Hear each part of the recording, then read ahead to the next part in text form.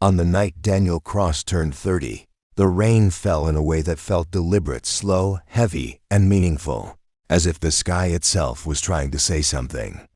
Daniel lived alone in a quiet apartment above an old bookstore in London. He worked as an archivist, a man whose life revolved around forgotten letters, dusty journals, and stories that belonged to people long gone. His own life, however, felt painfully ordinary. That night, as the clock struck 11:11 p.m., there was a knock at his door. No one ever knocked that late. Daniel hesitated, then opened the door to find nothing. Just the dim hallway and a single envelope lying on the floor. The envelope was old, yellowed at the edges, and it had his name on it. Not just Daniel Cross, but written in his own handwriting. With trembling hands, he picked it up and closed the door. Inside was a letter.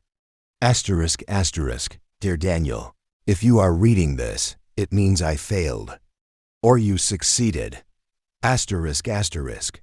Daniel's breath caught. The letter was dated 10 years in the future. The letter, I don't have much time. You won't believe this yet, but you will. In 10 years, the world will change because of a mistake you are about to make. You will trust the wrong person. You will ignore the woman who tries to warn you. And you will choose comfort over courage.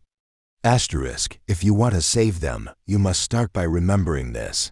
Time is not a straight line. It listens.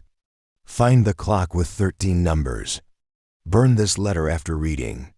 And whatever you do, do not go to the train station on October 17th. Daniel dropped the letter. His heart pounded like it was trying to escape his chest. This is impossible, he whispered. And yet, the handwriting, the phrasing, the strange familiarity, it was undeniably his. The 13-number clock. Sleep never came that night. The next day, unable to resist the pull of the letter, Daniel searched the bookstore downstairs. Behind a shelf of ancient philosophy books, he found something he had never noticed before. A clock. It had 13 numbers. The moment he touched it, the room shifted. The air grew heavy, and suddenly he wasn't alone. A woman stood across from him, her eyes sharp, tired, and full of urgency. You read the letter, she said. Daniel froze. Who are you? She swallowed hard. The woman you ignored. Her name was Eliza. Eliza told him the truth. 10 years from now, Daniel would help develop a data archiving system capable of predicting human behavior. It would be sold as a tool for peace, but it would be used for control. Governments would collapse. Protests would turn into massacres. Millions would lose their freedom, not through chains, but through prediction. You helped build it, Eliza said softly. And then you tried to destroy it. What happened to me? Daniel asked. She looked away. You sent the letter and disappeared. October 17th. Days passed like seconds. Daniel tried to ignore the warning. But on October 17th, despite every instinct screaming at him not to, he found himself standing at the train station. Because that was where it all began. A man approached him, charming, confident, offering opportunity and success. The wrong person. Daniel saw the future collapse in that moment. And for the first time in his life, he chose differently. I'm not interested, Daniel said, stepping back. The world didn't explode. No thunder, no lights. Just silence.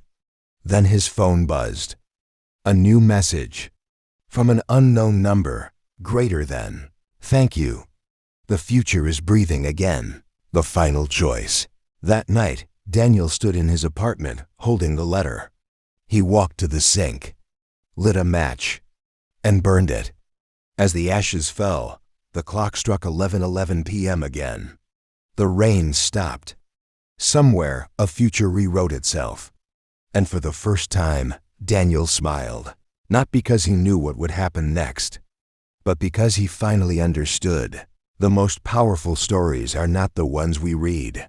They are the ones we choose to change. The end. Join the game. Subscribe, like, and share.